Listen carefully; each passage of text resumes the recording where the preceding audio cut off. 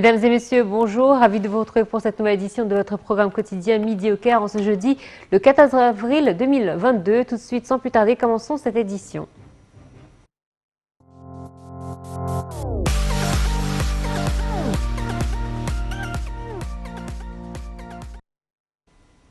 Le président Abdel Fattah el-Sisi a effectué aujourd'hui un appel téléphonique au roi Abdallah II Ben al-Hussein, roi du royaume hachémite de Jordanie.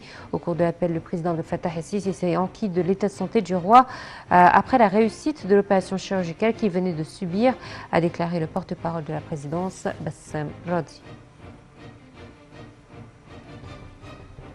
Et le président Abdel Fattah el-Sisi a ordonné de fournir les soins médicaux nécessaires aux blessés de la collision qui s'est produite entre un bus touristique et une camionnette sur l'autoroute reliant Abu Simbel à Assouan. Je cite, je suis de près la collision survenue entre un bus touristique et une camionnette dans le gouvernorat d'Assouan. J'ai ordonné de fournir tous les soins médicaux nécessaires aux blessés de cet accident douloureux et de soutenir les familles des morts et des blessés, a écrit le chef de l'État sur ses comptes sur les réseaux sociaux. Le chef de l'État a présenté ses sincères condoléances pour les familles des victimes.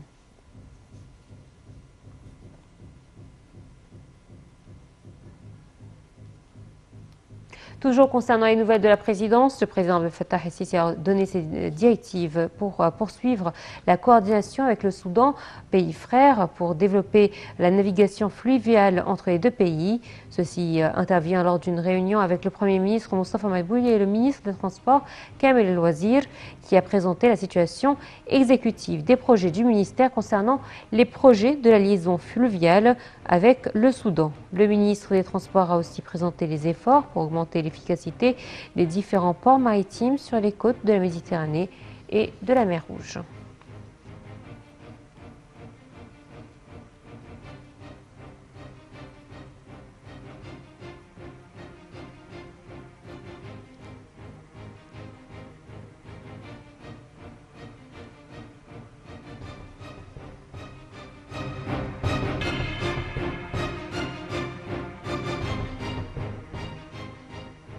Le Premier ministre, Dr Moustapha Madbouli, a assisté mercredi au protocole de signature d'un accord cadre de la coopération en matière du gaz naturel et son exportation entre la holding égyptienne du gaz naturel IGAZ et la Société nationale italienne des hydrocarbures ENI. L'accord s'inscrit dans le cadre des partenariats stratégiques entre l'Égypte et l'Italie dans nombre de domaines, notamment ceux de l'énergie. Un commentaire. Le ministre des Affaires étrangères Sameh Shoukry et son homologue américain Anthony Blinken ont tenu une séance d'entretien mercredi à Washington pour discuter des différents aspects de la coopération bilatérale dans le cadre des relations stratégiques qui unissent les deux pays, en plus de discuter d'un certain nombre des questions internationales et régionales d'intérêt commun. Shoukry a souligné l'importance de continuer à intensifier la consultation et la coordination entre les deux pays concernant les différents dossiers de relations bilatérales, a déclaré le porte-parole du ministère des Affaires étrangères, Ahmed Hafez. Le secrétaire d'État américain Anthony Blinken a remis à son homologue égyptien Sameh Shoukry lors d'une rencontre mercredi à Washington un cadeau à l'Égypte pour commémorer la centaine des relations entre l'Égypte et les États-Unis. Selon un communiqué publié mercredi par le ministère des Affaires étrangères, le cadeau est une copie de 2 lettres dont une reconnaissance, l'indépendance et la souveraineté de l'Égypte et le document établissant les relations entre le président américain de l'époque, Warren Harding, et le roi Ahmed Fouad. L'autre lettre est de l'ancien secrétaire d'État américain Charles Hughes à Abdel Khaled Sarwat Besha pour le féliciter à l'occasion de l'indépendance.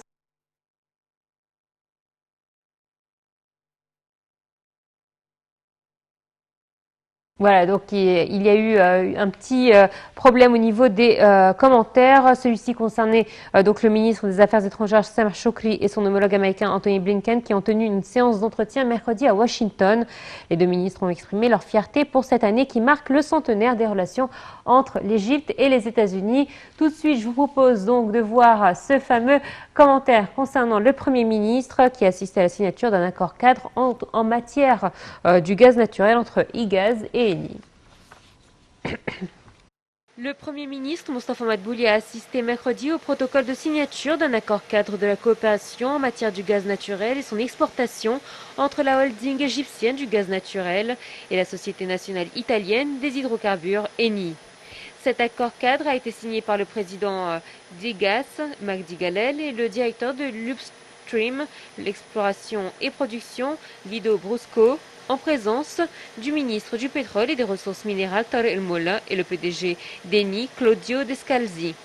L'accord a pour objectif de réaliser l'exploitation optimale des réserves de gaz égyptiennes en maximisant la production conjointe entre les deux parties, ce qui permet aux sociétés IGAS et Eni, qui constituent le partenaire stratégique du secteur pétrolier égyptien, d'identifier de nouvelles activités et opportunités afin d'augmenter les taux de production de gaz à court terme. L'accord vise également à exploiter les grands potentiels disponibles dans le domaine de la recherche et de l'exploration en Égypte, en particulier dans le delta du Nil, l'est de la Méditerranée et le désert occidental, en intensifiant les opérations de recherche et d'exploration dans ces secteurs de concession actuels et les zones récemment acquises. L'accord cadre offre la possibilité d'exportation de gaz liquéfié de l'usine de liquéfaction de gaz de Damiette vers l'Italie ou l'Europe, et Gaz et Eni lanceront une campagne de sensibilisation unifiée dans le but de réduire la consommation d'électricité.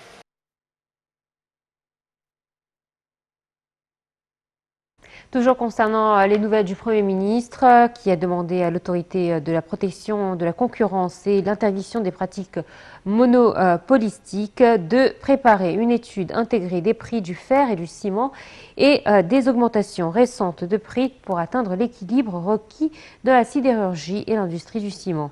Le chef du gouvernement a tenu une réunion élargie avec un certain nombre de grands fabricants de fer, d'acier et de ciment en présence des ministres du Logement et des communautés urbaines, Assem El-Ghazar, du commerce et de l'industrie, Nevin Gamer.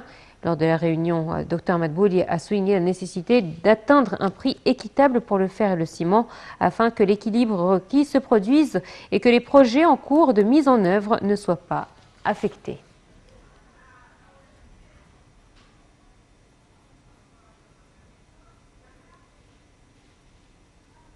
Le porte-parole du ministère des Affaires étrangères, Ahmed Hafez, a vigoureusement condamné hier l'escalade de la violence dans les territoires palestiniens survenue ces derniers jours et les opérations militaires israéliennes de large envergure dans plusieurs villes et villages palestiniens, avec un recours à la force excessive contre les Palestiniens ayant fait des victimes et des blessés.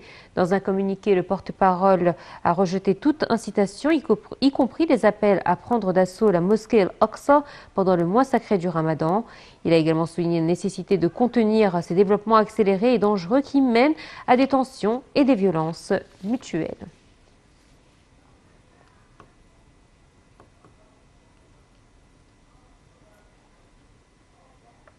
Et l'Égypte a exprimé mercredi ses sincères condoléances aux Philippines à la suite des inondations et des glissements de terrain provoqués par une tempête qui a frappé de nombreuses régions du pays, faisant des dizaines de morts et de blessés.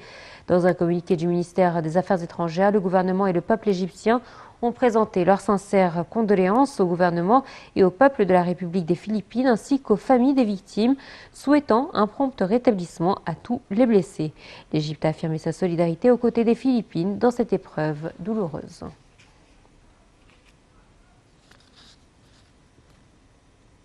Et enfin, la ministre de la Coopération internationale, Dr Rania Al-Mashot, a déclaré que l'Égypte possède une enveloppe de la coopération en matière de développement de 26 milliards de dollars engagés avec des partenaires multilatéraux et bilatéraux pour renforcer les efforts de l'État pour réaliser l'agenda de développement durable pour 2030. Lors d'un entretien avec la secrétaire générale adjointe de l'ONU et secrétaire exécutive de la Commission économique pour l'Afrique, la CEA, Vera Songui, et la coordinatrice résidente des Nations Unies, Elena Panova, Dr Al-Mashot a indiqué que son ministère travaillait au renforcement de la coopération, notamment avec les pays africains pour le transfert d'expérience.